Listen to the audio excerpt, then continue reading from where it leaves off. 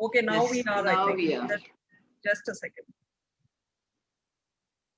Okay. Good evening, all of you. Good I evening. welcome you all on behalf of Education the Learning Curve and Abraham Lincoln Shiksha Society. In our endeavor to help students to know about various verticals and options available, vocational and book, like I must say, the typical options available, we keep organizing webinars. Students are confused, like to go for which career option. So for that, we are trying to help them. And today we are meeting to discuss a platform which is different from the normal technological or theoretical platforms. So today we discuss the importance of vocational education. So for the same, I pass it on to Dharna Shukla. Thank you, ma'am. So good evening and welcome to this webinar on importance of vocational education, industry and academia perspectives. Vocational education, we know basically is skill education, which can convert unskilled and inexperienced population into human resources. Benefits of vocational education seem manifold, such as gaining specialization, ability to start earning earlier, gaining hands-on experience to set up on your own, and direct application of acquired knowledge, amongst others. Having highlighted the importance, in my own words, vocational education seems to be the need of the hour. And I think all of us will agree to that at some point as well during our conversation. With today's discussion, let's explore few more pertinent aspects of it with our panelists. So I would like to introduce our panelists. Ms. Sonali Sonipal. Ms. Sonali Sonipal is an alumni of NIFT Delhi, having also completed her post-graduation from there. She has more than 19 years of experience working in areas of skill development. I think Sonali has not been able to join us. Not yet, ma'am. Not yet. Sure, no problem. So we go on. So in areas of skill development and capacity building, strategic tie-ups, pan-India sourcing of artisanal products, etc. She's an integral part of NIFT, Pearl Academy, G.D. Goenka University, and K.R. Mangalam University. In 2017, she co-founded her social enterprise 2323 Designs and Sourcing. So welcome, Ms. Sonali. I move on to our next panelist, Mrs. Pankaj Jamwal.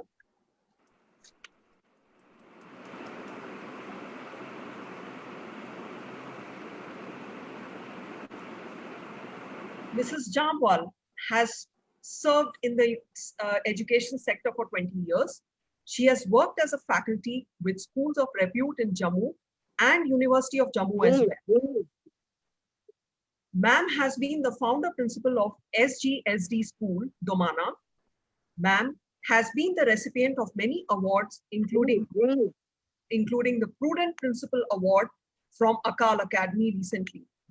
Currently, Mrs. Jamwal serves as the principal of Springdale School, Jammu. Welcome, ma'am.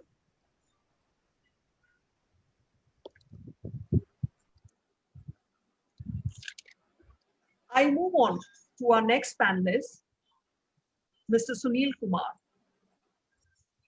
Thank you. Chef Sunil Kumar is a hotel management graduate with a master's in tourism management from Ambedkar University, Agra.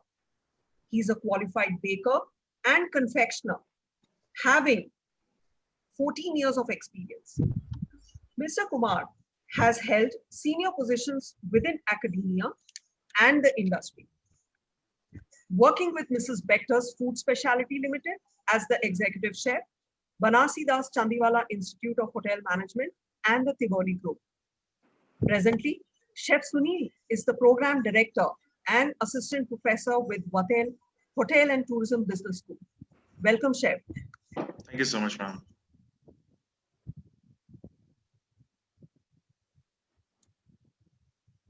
Next, I would like to welcome Mr.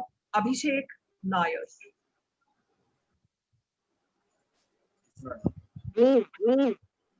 He is the youngest here, by the way. So, Abhishek is pursuing his bachelor's in hotel management from lovely professional university. He is actively involved in the departmental activities, being the president of the front office club, student training coordinator, and the student placement in charge. You've got quite many roles with you, Abhishek. Amazing. At a young age, you're playing quite many roles. He has done his vocational training from Marriott International Kochi and industrial training with Accor at Mumbai. Welcome, Abhishek.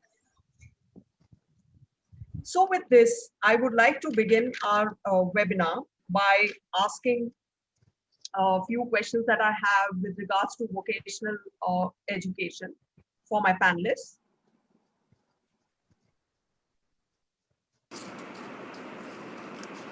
Starting with Mrs. Pankaj Jamwal. Ma'am, I would like to know how important is vocational education in today's world? Thank you, Dharna, for the introduction as well as the question. Thank you. Of course, before I answer your question, I just want to give a brief background to what all I did and how it was connected to vocational education. I served as a visiting faculty in the University of Jammu.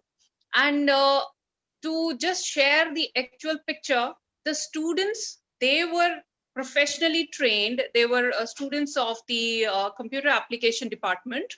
They were doing their masters in computer application.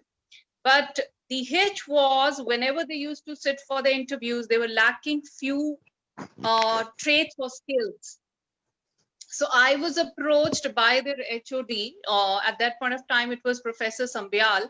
And I was actually heading a program, a project in DOEC, DOEACC, in the university itself. So they approached me that this is what they were facing and this is what is happening to our students, whether they go for the internship or for the final placements.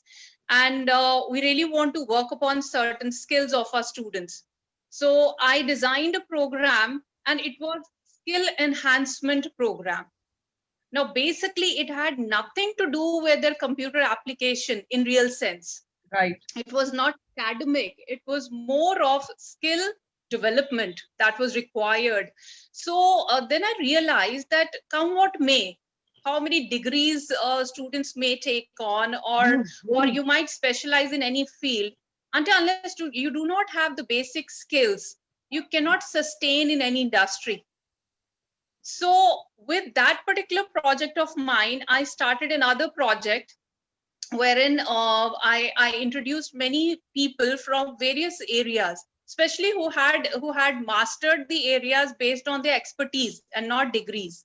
So we catered to these students' need, and we tried to give them hands-on practice, and that is how we honed their skills, and they were well placed in many organizations. And slowly, gradually, this thing carried on. So what I'm connecting this experience of mine to vocational education is, whatever we are teaching to our children, we are just producing clerks until and unless we do not imbibe any skill in our children.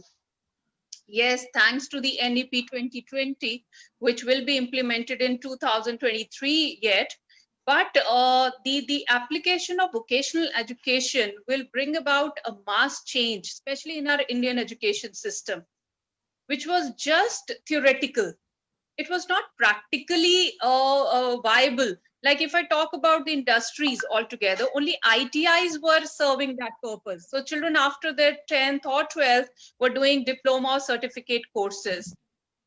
And they were getting placements also. But when I talk about students who were doing their masters in a specific area or doing their bachelors in engineering, many were jobless because they were not occupied with certain skills. So basically, vocational education is honing of the skills.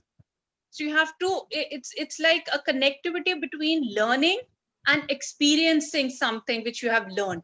So when you talk about vocational education in today's world, it's very important, because until unless any person lacks certain skills, the absorbability, or I would say the acceptability of the person in the industries is very less. So come what may, you have to have skills in certain arenas, and it just can't be technical. I'm not just talking about technical, I'm talking about any kind of skills. Even your comm skills are very important. If you have good communication, you will be absorbed in any industry well. You sit for an interview, you mark a niche over others. So that is where I come to a conclusion that you take n number of degrees, but what will matter at the time of your interviews or at the time of your assessment will be your skills, what you're actually carrying along. So it's an experiential learning. In my point of view, vocational education is more of experiential learning. The children experience, they hone their skills, and they become a master in a particular area. So that's what I think is more important, honing the skills of a student, not just in academic line, anything. It can be if you talk about art and craft, music, sports, it can be any field. But if you have the skills, you will reach heights. And if you're lacking skills, somewhere or the other, the curve will be down.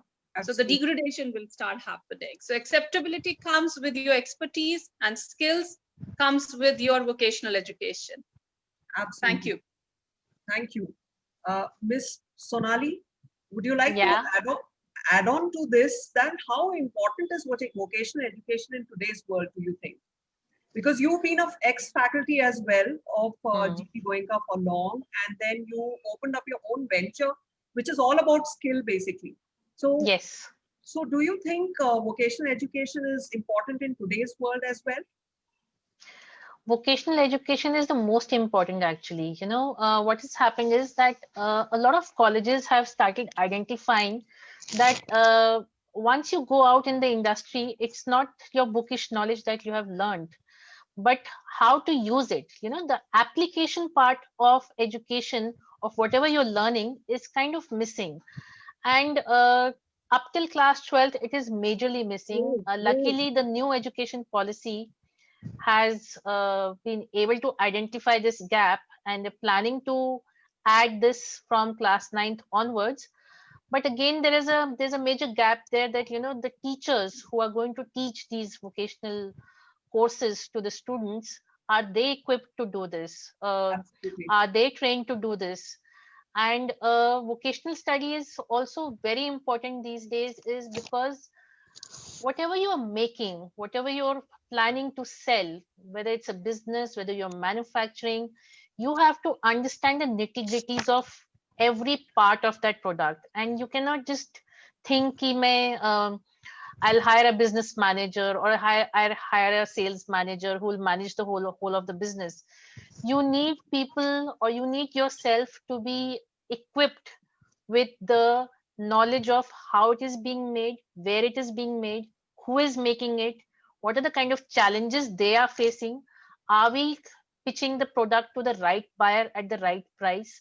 And many times what happens in skill development in rural areas also is, because we do work a lot in rural areas, a lot of organizations, they come and they skill the artisans in the skill development and capacity building, but they don't teach them how to cost the product, or how to manage bulk production, or where to sell it at.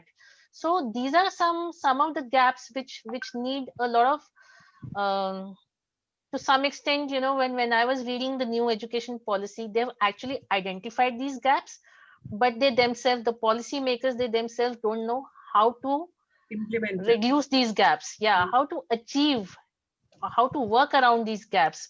So and also one of the biggest problem is also that the policy makers are mostly bureaucrats.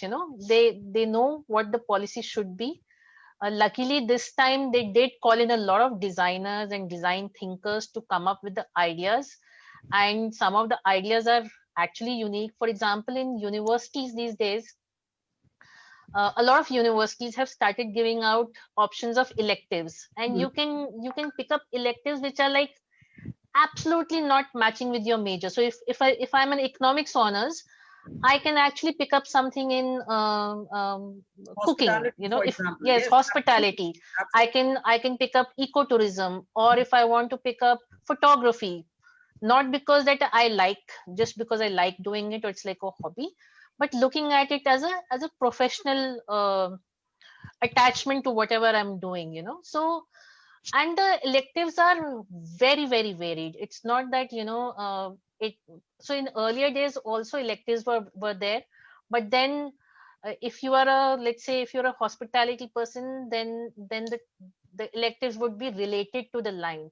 These days the electives are quite varied, but then not every college is giving it. There are Right. just a few colleges who have started working on this.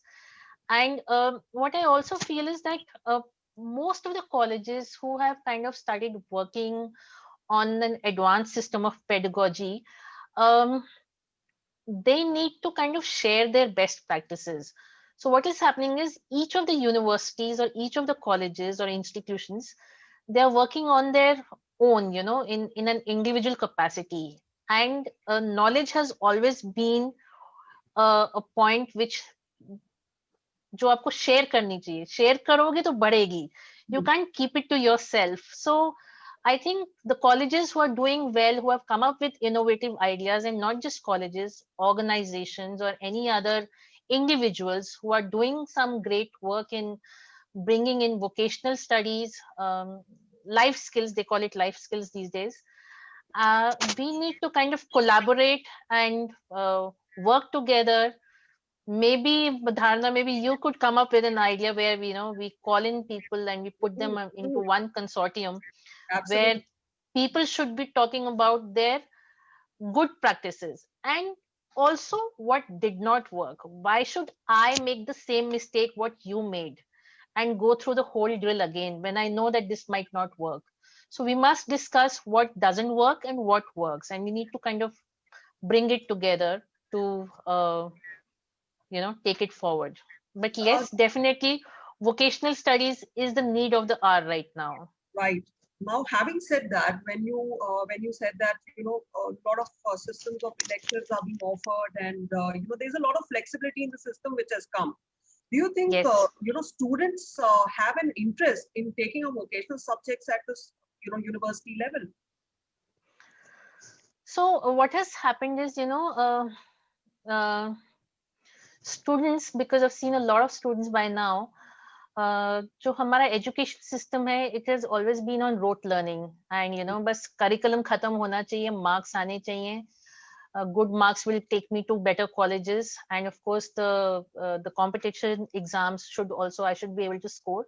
So somehow that system has got totally imbibed in us that finishing curriculum and good marks is the call of the day.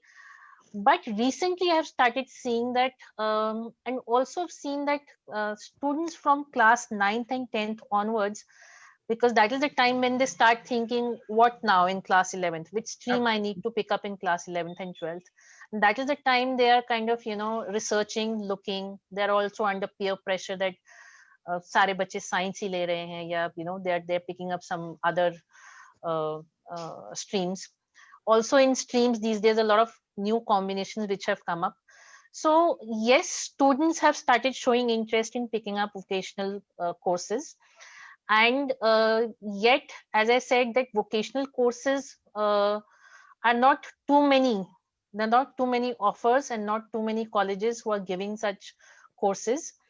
But yes, they have started showing interest, and I have seen some of the students pick up the most strange combinations, picking up home science with rural development, and then picking up rural development with maybe engineering. So I've seen different combinations coming up.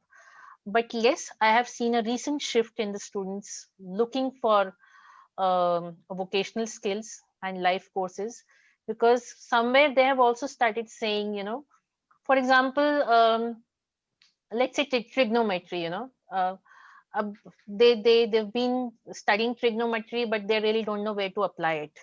Mm. And when will they apply it? Will they ever apply it in their life? So students have started realizing and asking those questions to themselves, to the parents, and I think the shift is coming now. Right, right. Thank you so much. Thank you. Chef, I would like to come to you now. Sure, ma'am. And with the same question, so do you think students these days, have an interest in picking up vocational subjects? Because we all know hospitality primarily is a vocational stream. Yes. And I mean, apart from the fact that degrees are being offered, Mm. in it now and things like that. So there is a shift towards the theoretical part as well here.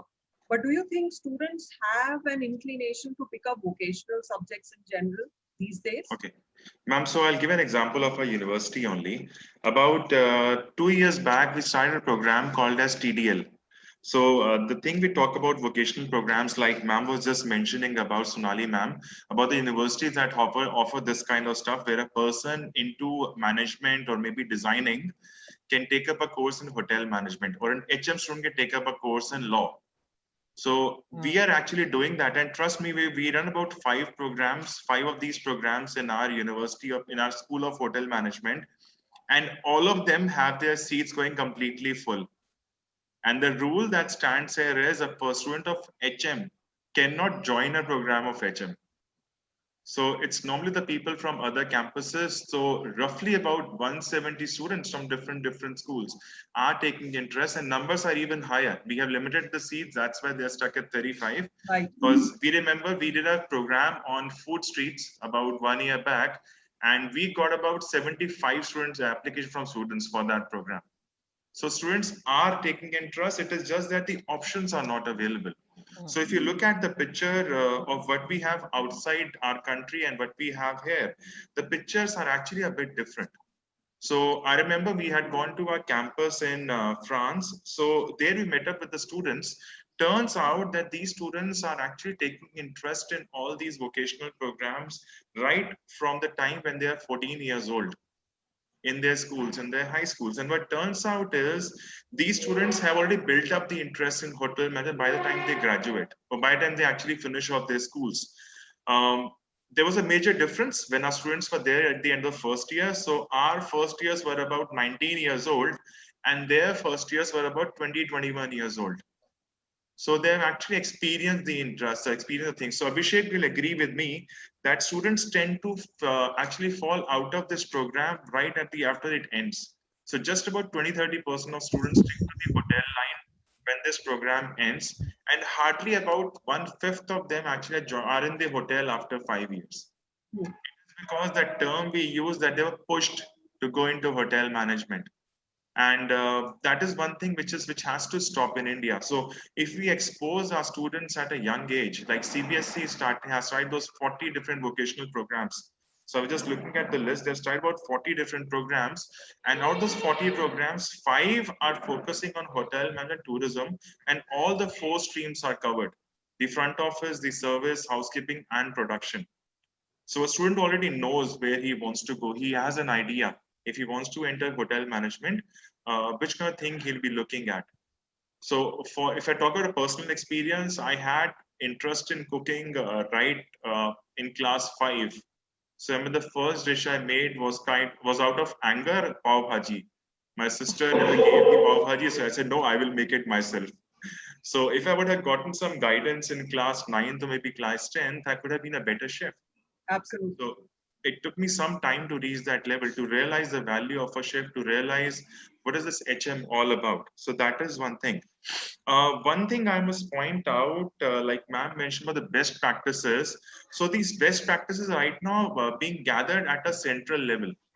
They're a part of the NAC points also. So when you actually talk about the NAC, these best practices, the point about the life skills are all being gathered by this NAC committee, the central department. So what government can actually do is, rather than just focusing on the paperwork that is happening, open these papers all over again and get the data out. If a university is offering about 50, maybe 60 different life skill programs, and if I can recall it properly, out of our program, if we're offering 68 subjects in a span of 4 years, about 15 of them are actually focused on life skill. So rather than just keeping that thing inside the books, government should get that thing out and utilize that. That is the right way of utilizing all these things. And just one last thing I want to mention here is all about the vocational programs. So the focus has to switch drastically. If you look at the numbers outside, between 68% to 80% of the students who are graduating from this, in fact, finishing off their high school or maybe senior school, have already experienced these vocational programs. It is not there in India. So once a student has cleared his class 10th, has cleared class 12th, then we start talking to him about all these things. You want to go for Hunar Se Rozgar, you want to go for Prime Minister Yojana and all these things. We have to ensure that the CBSE is offering these programs, our students are taking it up, and we are serious about it. So like Sonali ma'am was saying, it's all about the marks as of now. Absolutely. We have to ensure our vocational programs that are going to be offered to students are not limited to just marks. They need to get those they need to have that practical knowledge. They should be able to promote themselves. That's what we tell our chefs. So if you are a chef, you're supposed to promote yourself. That's a difference between what we call a chef Sanjeev Kapoor and a person parallel to him who can cook exactly like him. So a student should learn to sell himself. And that selling will only come into play if a student turns his interest, or in fact his hobby into his interest, and interest into a profession. And this vocational programs will be a major tool in that thing. So I guess that's it, ma'am. Right. Thank you, Chef. Thank you. That was quite valuable as suggestions and thoughts and quite a lot of data. Thank you for sharing that. And I would like to come to Mrs. Jamwal. So, ma'am, I would like to know, I just happened to see the CBSE list of vocational subjects being offered in 2020-21. And at the stage of, grades 11th and 12th, there are 38 subjects and quite a variety actually. But actually, do you think that, these subjects get picked up by the school to be offered to the students? Does the school have resources to teach these subjects? Because I don't know about Jammu, but a metro, Gurgaon can be called a metro, but I don't see that in Gurgaon school because I am speaking from Gurgaon at the moment. I don't see that happening in Gurgaon schools. So I wonder if it's happening in, smaller towns. So do you think that, these subjects are being offered at the school level, what CBSE says? And do you think students take up these subjects at the school level? Do they have interest in taking these subjects at the school level? Well, it's a very interesting question. And of course, it is a question for now. It is just a question for now. Why? Because if we talk about the availability of trained staff in the respective vocational courses that have been mentioned, yes, we have dearth of those people. The reality is that when we talk about CBSE schools, the faculty that is taken, it's mandatory they have to do their bachelor's in education. True. Now, when you talk about the vocational courses, most of the people who are skilled in a particular vocational course, they might not have that degree, so they are not absorbed by the schools. So laterally, if we observe what is happening, there is a mismatch. We are looking for courses to be taught by people who are not skilled in that particular field. So that is a challenge. Secondly, when we are talking about offering these courses in schools, we have to either look into the aspect that either the bachelor's of education degree that has to be redesigned in a manner that even in B.Ed, we have certain subjects as a major, like I took up English and biology as a major.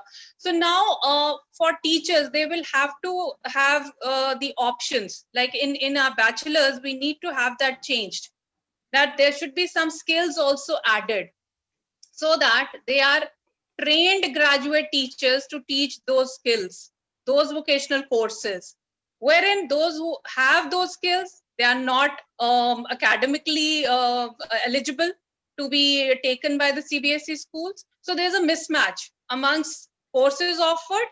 Like we do have teachers who are masters in computer application, but they do not have B.Ed. So it is a mandatory criteria for most of the schools in India that teachers should have bachelor's in education. Even when I started my services in schools, it was mandatory. So I did my bachelor's law. I believe it was 15 years of my service when I opted for my bachelor's in education, because Right. that was one thing very mandatory for me. Other than that, even though I had the skills, to teach, I had the skills to administer or manage certain academic, I would say, activities, still my degree, my qualification was questionable. So when we are talking about the courses being offered, children, yes, they are happy and they are ready to take up those courses, because when we talk about the percentile, the percentage that the children get, it helps them improve upon their scores, their marks, or the person they get. So the pass percent improves. That's one thing. Secondly, it is out of interest. Like most of the subjects, if we see, we are, it's like a conditional thing. You have to do it.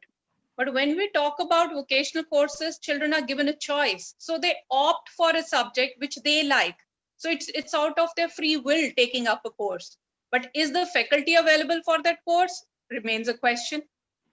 We do not have people who are completely skilled in that field. Even though they are not eligible to apply in a school because they lack a degree. So the whatever is being designed by our education authorities, I would say the ministerial level, they need to understand, if they are designing something for schools, any aspect, they have to give flexibilities also. They have to create a space wherein either they design a new form of bachelor's program in education, where such vocational courses are also added as part of the curriculum, or else if we have to take up people from varied areas, it's not mandatory for them to have a bachelor's degree. Only then can we have en masse skilled staff to teach those courses. Right. So it's for me, for now, it's again a question only, and we are looking for solutions. And solutions, until unless since we are working at the ground level, yes, the government needs to take our feedback into the implication and applicability of these things, or else it will remain in papers only, and only a selected 2 or 3 courses will be given in every school. That's what I have observed for now. Thank you, ma'am. Thank you for that. I would like to ask another question to you to begin with as well. How is vocational education? I mean, do you have vocational subjects in your school being offered at the moment? Are you asking the question to Yes, me? ma'am. Yes, ma'am. Okay. Do you have If- vocational subjects being offered in your school at the moment? Yes, vocational courses. See, it's always a 6 subject aspect given to students. Right. Why? Because 5 are mandatory. They are main courses, so they are mandatory to be taken by the students. Now, in order to make the students, as I've already shared in what I was actually telling you about the students' percentile, to improve the percentage of the students, this aspect is also given. So best of 5 is what is helpful when we are giving a vocational course. One reason for giving a 6th vocational course or a 6th subject to a child is to improve upon their percentage. Right. Now, That's the main motive. how is it being managed in COVID-19 times? I mean, I'm sure you must be having the practical part of it, and so how are you managing this in COVID? Unless it's artificial intelligence or something related to the soft part of it, which can be managed online. How are you managing the other subjects like probably home science or fine arts? How is that being managed now? For now, yes, it's the most challenging time Initially, yes, it was how to go about. So that how was there. Then we thought when and what is to be done. So all the teachers, it's not just my school, it's every school all over the India, all over the country, rather world, I would say. Everybody has been working on it. And yes, the virtual classes did help. I would say more aspect of experiential learning has been brought into reality now, because we are giving some activities to the children to do it at their own respective places.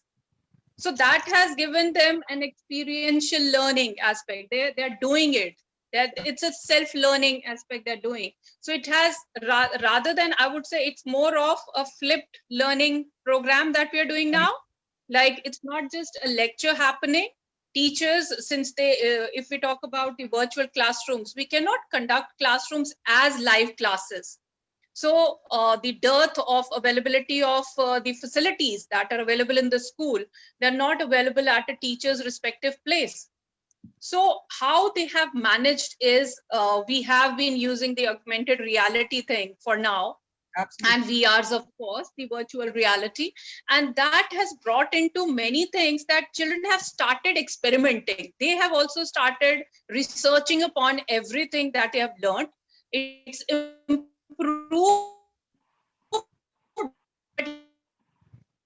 Yes, it's changing, of course. Because what happening right now, the very first is, of course, the internet connectivity. In our state, we are facing a big problem. We are working on 2G network. Even though many of us do have the Wi-Fi. I must admit, you being from Jammu today on the panel, I think this is the best we've heard amongst all our webinars. You know, people from Jammu always have an issue with the panelists. Basically, they have an issue with the connection. This is the best we've heard in a long time from Jammu. Thank you so much. I must admit that. Thank you. Careful, they are watching.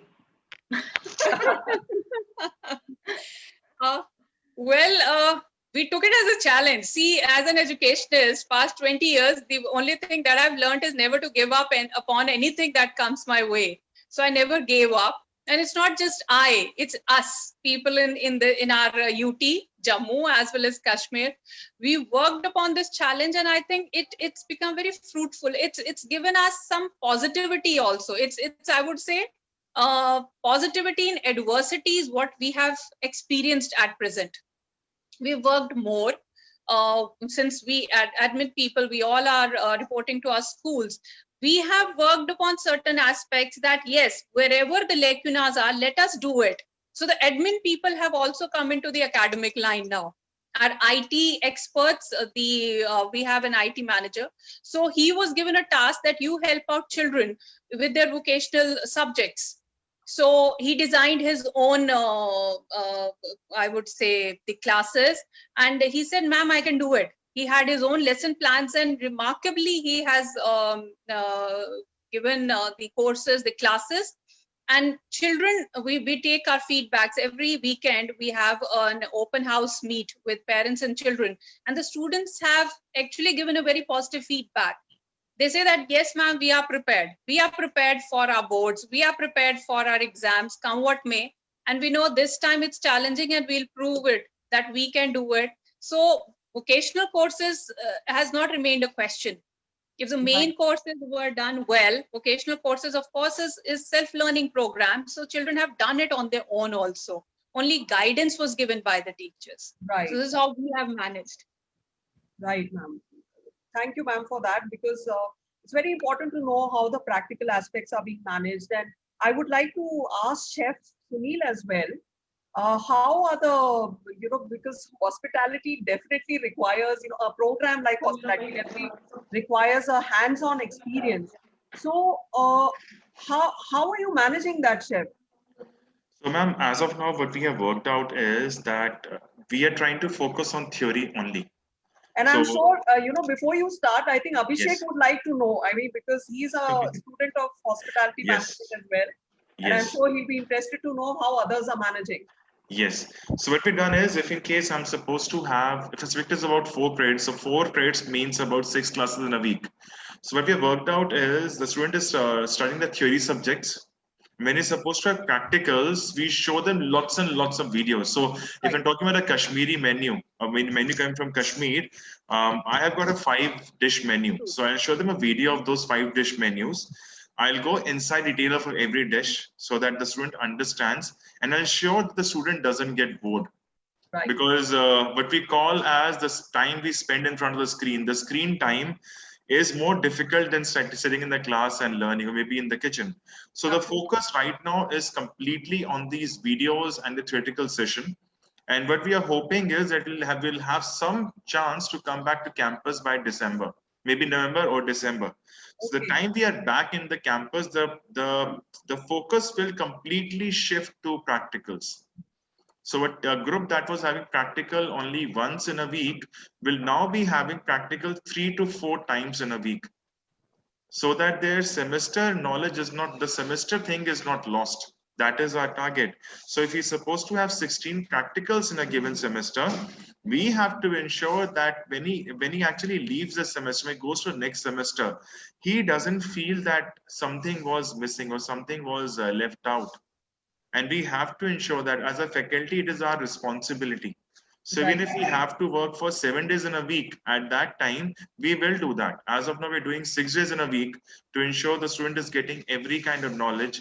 We are in touch with the parents, trying to understand if he's doing some innovation. And if a student does some innovation, we ensure that it's highlighted in the group. So the video goes on the group, the video goes on the faculty group, it goes on our website. So what that does is the student feels motivated. And this works in 2 ways. The person who has made that dish, he will surely like to promote himself. He will like to do something extra. And the student who has not done anything, he will try to do that also at his home. Right. He will take the challenge right now that if he can do it, I can also do it. He was scoring 60% marks. I was scoring 75% marks when the campus. If that person can do it, I can also do it. And that is actually working out. I've got a student in my 3rd year. There's a magazine called WCCF. There's a forum called WCCF. They have a magazine. He has published about 4 of his recipes in that magazine the last 1.5 months. Wow. And that's actually working out to our advantage. The program that we offered, like the street food I was telling you about, we have a similar program that was talking about the food vans taken by one of our faculty here. Now, a student has already decided to open an outlet in Karol Bagh. He has found a financier, he has worked out everything. So even if he cannot do practicals in the campus, we're doing his practicals while opening his own outlet. So actually COVID-19 has turned into something positive for the students. Yes, it has. It has helped at one place or the other. It's helping them out some way or the other. Right. So thank you, Chef. I would like to come to Abhishek now. So Abhishek, how has the vocational education, aided your professional growth? I mean, do you think you've grown professionally in the past 3-4 years that you've been with the university? And so how has it been important, for your growth? Yes, I would say definitely it has helped me a lot because hospitality is something where there's so many departments. We have kitchen, we have front office, we have F&B. So there are multiple departments. So it's very confusing which department you want to choose. Especially, I would say when a student enroll in hotel management, he comes with the aim that he want to become a chef. Chef might agree with me that many students want to become a chef. They want to become like Vikas Khanna and all. But when we actually go for a vocational training, when we go to intern with an hotel, and when we actually do that work, we realize what are capabilities, which our department do we really like, and which are the small things that we do like. So after that, a student shift to front office or housekeeping and many other fields. So I really feel that vocational training really helps them a lot in choosing which department do they want, and similarly, it has helped me a lot. And also, I would say that it helped me to improve my communication. I feel that there is a lot of misconception among students that if you're very fluent in English, then you are a good communicator. I feel like it's absolutely not. It's a myth. Definitely, English can help you, but it's not the only tool for your communication, I would say. There are many people who are very fluent in English, but when we listen to them, somewhere we feel that we are not connected to them. It's just like someone telling me to listen to Shashi Tharoor for 1 hour. Though he's an excellent speaker, but I would say that a normal person like me has to sit with a dictionary if I want to listen to him. So that's the thing. There should be a person whom I can connect with. So I feel that when you go for a vocational training or if you take vocational education, it not only helps you practically, but it helps you mentally. It also makes you more precise and more channelized towards your field, and also it reflects your persona as well. So I do feel that it's very important, and it has helped me a lot. Right. Education, yeah. Right. My next question would be, like Chef also mentioned that a lot of students, they get into vocational training, but later they shift into something which is, probably mainstream at the moment, like artificial intelligence, or they move into, software field. And I mean, a lot of my own batchmates did that way back in 1998. So, so where do you see yourself, probably 5 or 10 years down the line? Do you still see yourself sticking to the hospitality industry, to the vocational Yes, course? ma'am. I mean, I do do you love. see yourself doing justice to the vocational course you took up? Yes, ma'am. Probably I will say that yes, I do love my hotel industry a lot. I can tell you a story that I was basically a science student. So I got admission to an engineering college, but I never was interested towards engineering. So I told my father that I want to do hospital. I want to pursue my career in hospitality. So he agreed. He was always very supportive. My mother was very supportive. But no, there are third-party agents everywhere. So there were many. My family friends used to tell my father that why are you sending your child for such kind of activities? Why are you sending your child for such kind of field? He will end up being a bawarchi. I really still remember his clear words. So I think it's very important when I do that. I feel that when I chosen this field, I was very clear in my mind what I have to do. I was very interested towards hospitality in organizing events, and I still do love that. Talking about my career, I would say that there's a person who I admire a lot. Is Mr. Varun Mohan. He's a general manager for Hyatt Centric Bangalore. So I think very all the youngsters have to can learn a lot from him. He became a general manager within a span of 10 years. Have worked with Van Hyatt and all. So yeah, I definitely, even I want to be a general manager. I think if you have an aim, you can definitely achieve that. And I would say that probably within 10 years, hopefully, though it's very difficult, I would say, but if possible, I would definitely want to be a general manager. And Why is probably it you might be difficult? taking my I'm interview sure again you will be. as a general manager. Thanks a lot. I'm sure you will So be yeah, a general definitely. manager. 10 years is a long time in hospitality. Chef will agree with me. So thank you. Thanks, Abhishek, for that. And I wish you all the best as well. And with that, I would like to now invite our special guest, Ms. Harpreet Ahluwalia. I have specially, taken this opportunity to invite her to talk about a different vocational field, which is horticulture. So, Ms. Ahluwalia. Good Yes. evening. Good evening, ma'am. Good evening. Welcome. Thank you, Dharna. Thank you, Vandana ji, for having me here. It's been fun hearing all the panelists talking about vocational education, which by and large means hands-on learning. If you go by the cliched courses that you see there in vocational education, you'll see people training for carpenter, electrician, computers, of course, study of science, history, and all those subjects. But in today's time of COVID and lockdown, gardening and pottery and its related activities has come as a preferred lifeline to everyone. And if you see from the vocational aspect, the study of plants that you do opens up so many avenues. Organic gardening, which is chemical-free food in today's time, flower cultivation, setting up of nurseries, landscaping of gardens and farmhouses, makeover of your gardens and balconies. And along with this, you have related vocations such as pottery, manufacturing garden decor and pots, grow bags, garden furniture, garden tools, home compost, organic pesticide and fertilizer, seed keeping, the desi seed keeping, which is the need of today, beekeeping, mushroom cultivation. Millet is a growing market, and there's so much that you can do with millet today.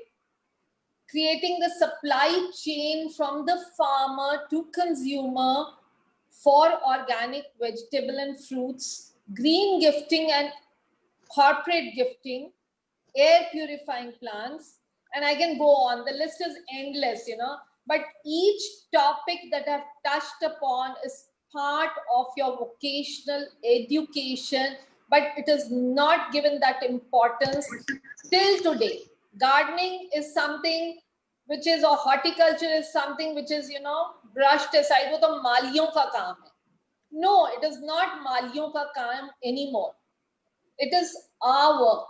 Especially with the COVID, everybody sitting at home just wanted to do gardening and they did not know how to do it.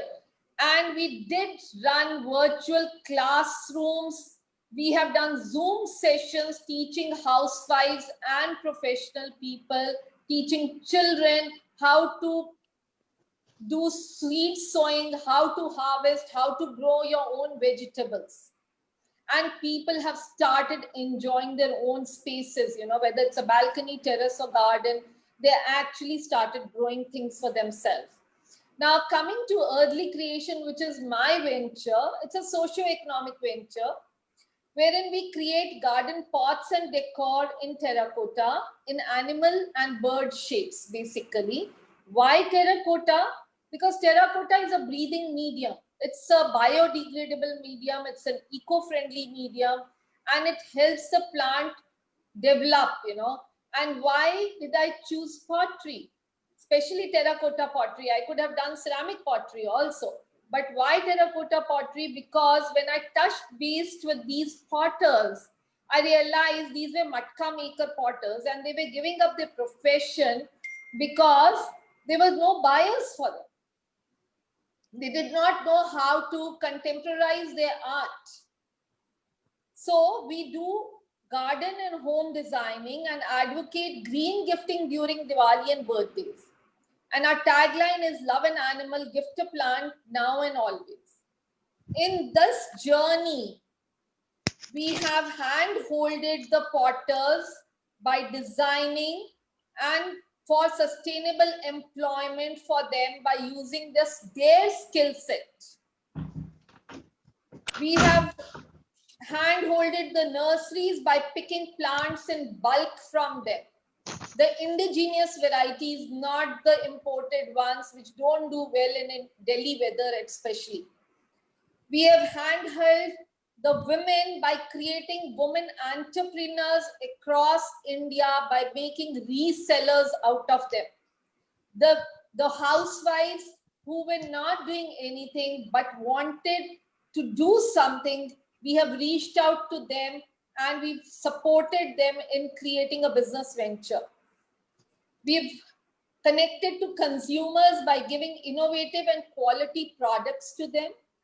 And every other person by creating awareness of growing organic food and looking at gardening more than a hobby. Today, I teach organic way of growing food. And like one of y'all said, aapka interest converted to a hobby and then converted into a profession. And I'm a living example of this. Gardening, horticulture, they were all my interests. They came into a hobby and then they became my profession today. And I have created a spiral effect in that by making so many entrepreneurs out of, or so many people out who are connected in different lines, like we do organic food, we do the natural food, we do seed saving, we do pottery, we do housewives who are becoming professionals. We have nursery people who are connected to, we are into green gifting, corporate gifting. So there's so many avenues that open up in front of you. So please, I would request all of y'all there, the panelists especially, to take this forward, to create horticulture and gardening its due. It's never been given its due. Everybody thinks of other things as respectable vocational avenues, but horticulture, gardening has never been, pottery has never been given its due, especially terracotta pottery. please give that its due, and you'll see so much happening there. Thank you, ma'am. I would like to show everyone what Harpreet ma'am actually does. And I have a few pictures here, which are, live examples of what she's been doing. So this is the first one. So we make animal shaped pots, and we do air purifying plants in them. And we have A to Z of animals. So we don't say A for apple, we say A for alligator and B for a bull, So, so school education, we touching schools also. To give them a touch and a feel, Article animals are only in zoos or in your computer screens. So we telling them, take it to your garden. You can beautify your homes as well as garden, both with them. Thank you, ma'am. These are lovely pictures. You're welcome. And with that, I would like to thank everyone for their valuable inputs, what you've given us. And I specifically, liked a lot of suggestions which have come up. For example, Mrs. Jamal has said that implementation of the vocational ideas or the vocational subjects is important. Or Ms. Sonali mentioned that there's a choice-based credit system which exists, but again needs implementation properly. There are a lot many other ideas which came up, like Mrs. Aluwalia said that turning your hobby into profession is actual vocation.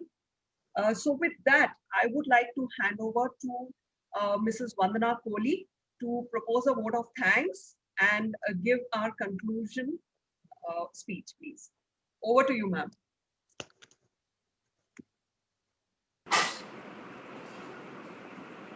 Vandana ji is on mute. Thank you all. It was a very, very different session today, and I learned so much. Talking about skills, listening to the view of a teacher, a chef, a student, and ma'am is doing horticulture, and Sonali ma'am she was a trainer. So like everybody had his or her own perspective, and basically it was like vocational studies are the need of the hour. But then where did we go wrong? And if we all go step by step, ma'am said, Pankaj ma'am said that even if you have degrees and if you lack skills, you're not accepted. So degree knowledge has to be skill based.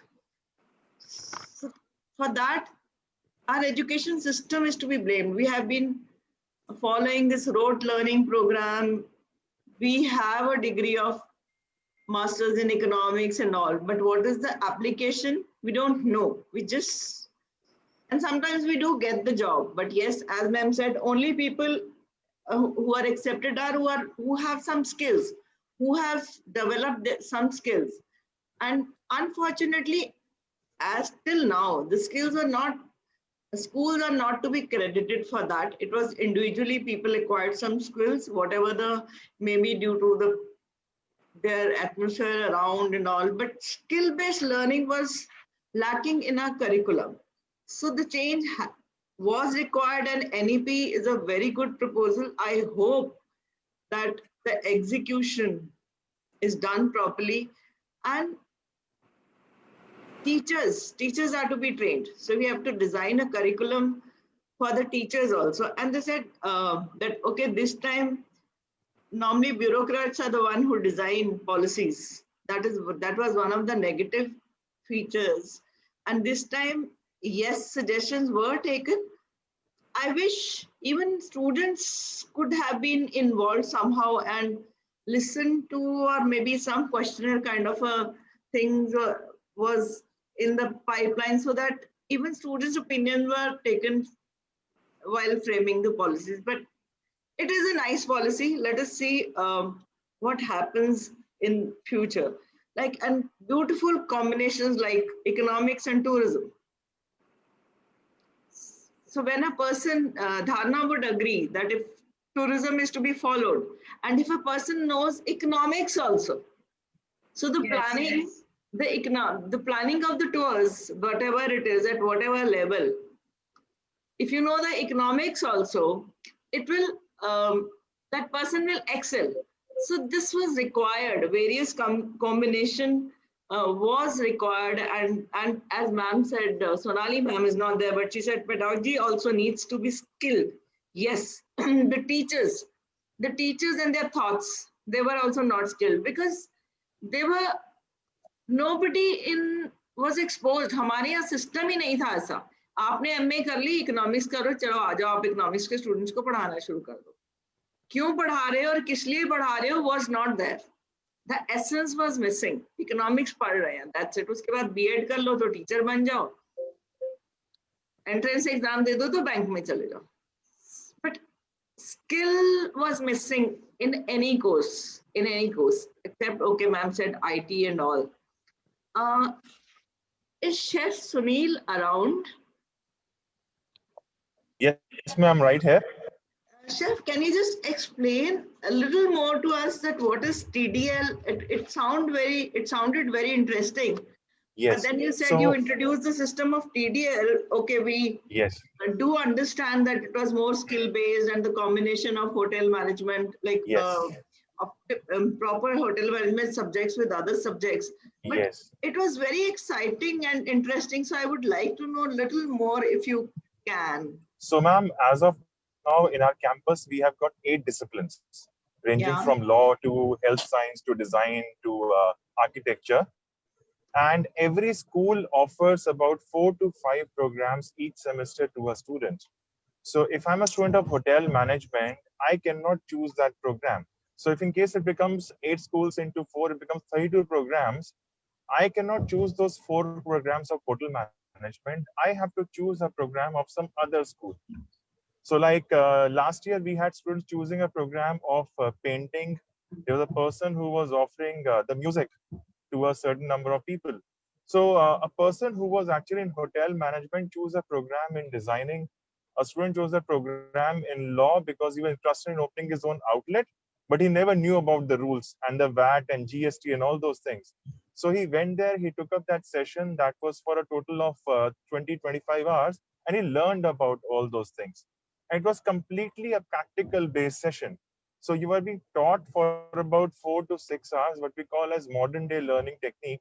He was taught for about 4 to 6 hours out of those given hours, and then he was to do all the research by himself. He does his research, he does his understanding, he goes out, he talks to people, he makes the videos, and that is how he's learning. So the interest actually intensifies over the time. So it's a session that is happening once in a week, but it's actually good. A student actually enjoys that. So that's what we call as transdisciplinary learning. It is outside your discipline that you're going out. Yes, ma'am. So that's a nice way of, like, combining skills. Exactly, ma'am. Yes. And somehow it enticed me, so I just wanted to know a little more about it. And then ma'am mentioned, Pankaj ma'am mentioned B.Ed. I must say, like I shouldn't be saying it openly, but yes, correspondence, B.Ed was done through correspondence.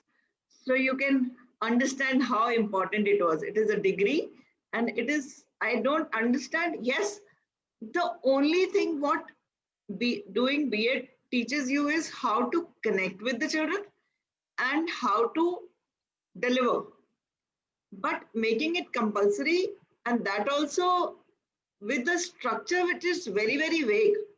A person, ma'am very clearly said, a person who is teaching a skill subject, B.Ed is made compulsory, and the syllabus is the same for almost everybody. So the structure, the B.Ed degree should also be, I must say कि उसका अलग-अलग verticals के लिए अलग-अलग syllabus होना चाहिए, as ma'am suggested very rightly. B.Ed. I'd like to add one thing. When I was doing my bachelor's, obviously I had experienced 15 years of my work life in an area where my skills were helping me out. I didn't have a bachelor's in education, but I was the best. Like, this is what I could make out, that children loved the way I used to teach, even though most of the time I was part of the administration. But whenever I used to take a class, I was mostly given the higher classes. And whenever I used to teach them, it was not the traditional pattern of reading and explaining. So it was more of an interactive session, because I believe that when you interact, you learn more. So when I did B.Ed, there were n number of taxonomies, like Bloom's taxonomy, then Forbes experiential learning. So there was all that road learning happening. For me, it was all in all just an understanding of what I was doing for the past so many years. And I realized that B.Ed, I don't know why CBSE, or maybe why we need it as a mandatory degree. If somebody has the skills, the person should be absorbed in that area. Absolutely. It's like just a taboo for everybody. You're not B.Ed, so you are not entertained in the schools at all, especially CBSE schools. So I wonder why it's been made mandatory. Many people with B.Ed, even though they've done it post their graduation, like they've done their bachelor's in arts and then B.Ed, and then they've taken up teaching, but they don't have the skills to teach a subject. So what wonders are being done by B.Ed, I don't know. But So, yes, ma'am, my question, it was always there a question, why is it needed? ma'am, you said that B.Ed was like a kind of relating to what you already knew. I would put it Yes, more bluntly, and I say B.Ed was just a piece of paper to continue in the same profession. exactly. Let me be very, very blunt. The way the classes were handled, and people, somehow managed to get those 1 month teaching in a school through approaches and all. So I think when a teacher is employed in the school themselves can train the teachers for the initial period as per their thought process. Exactly. Like if as a principal you have certain some, even though we are all flexible, but as per the thought process, or like whatever it is the principle of the school, you can train the teachers accordingly. So I agree with you that many of the degrees are just a piece of paper just to get a job. That's it. I also did my teacher after my B.Ed after teaching for around 6 to 7 years, just because it was compulsory. Mandatory, yes. Yeah, it was mandatory, like and now it is. But some of the schools, I know a school in Gurgaon. I don't know whether they are making it. How are they managing? But they are appointing people from corporates and all, and people who have not done B.Ed. So people are trying to change. And actually, our webinars are organized only to give the message to the mass that what is the requirement.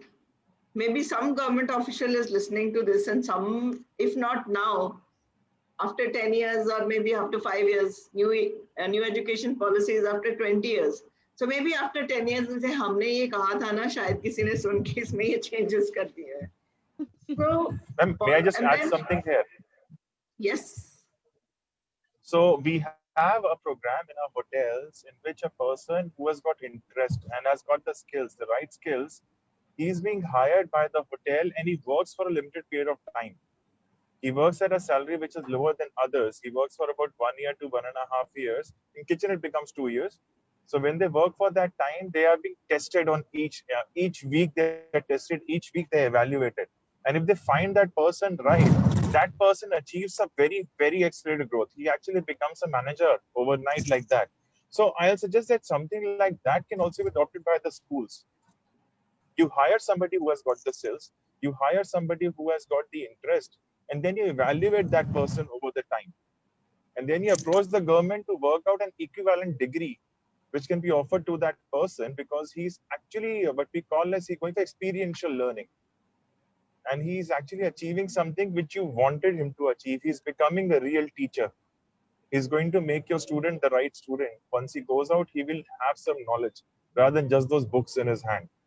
true. Yes. Actually, what I feel is the skilled education is the future. And in the past, the options were very, very limited.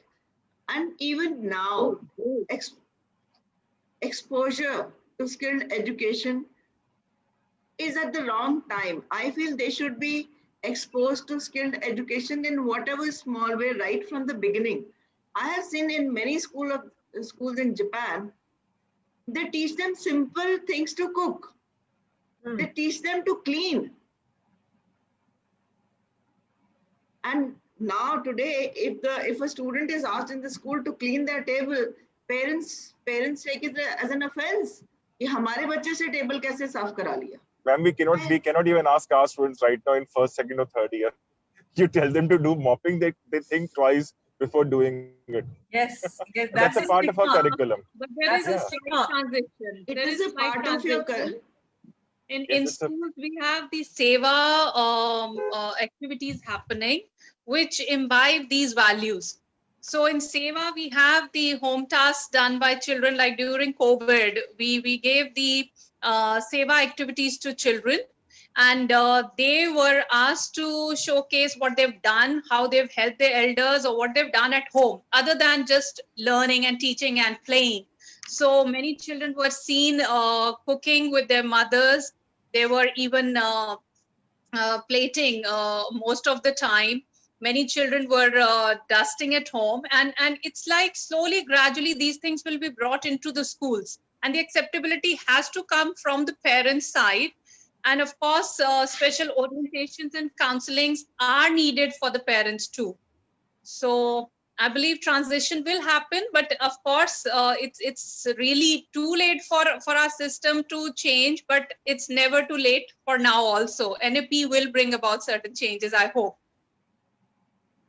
Actually, parents, we were suggesting in other webinars also that we really need to have more sessions for the parents. They need to be educated because Right. they are the product of the old learning policies. So to adapt the new education policy, the parents have to change their mindset. Like the way you were sharing, and way Sunil said that even in second year and third year, they don't accept cleaning and grooming.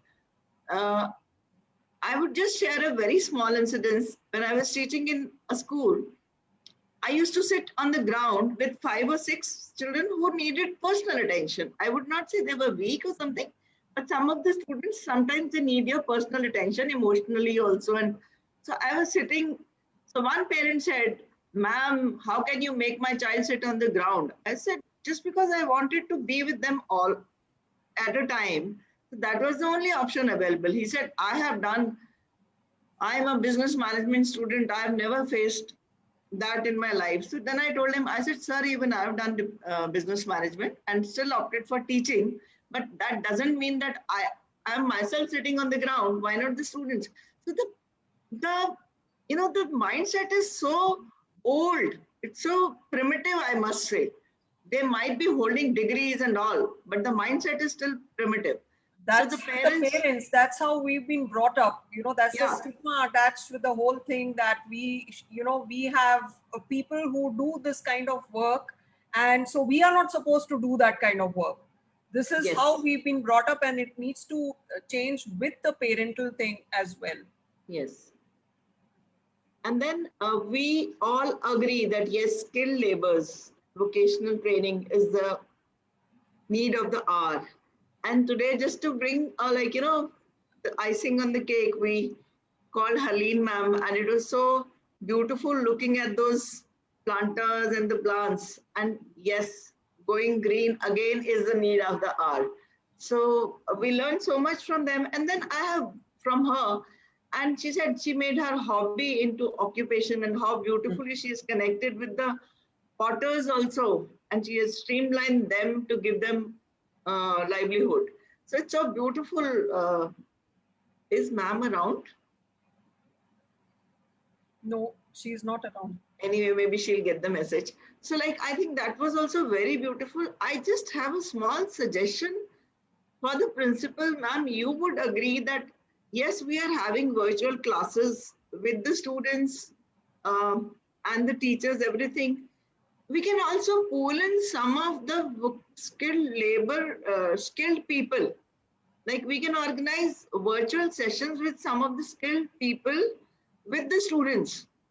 They will relate and they would be exposed to to different skills in that way. Like supposing, I'm not saying only Haleen ma'am or Sunil's, maybe a cooking session with a chef, maybe cooking, maybe if not a session, at least display of the products uh, in the horticulture and different, just a virtual session with students that would give them a kind of exposure. You cannot have 500 vocational teachers in your school, but you can Absolutely. still give them that exposure, just letting them relate through the virtual classes also.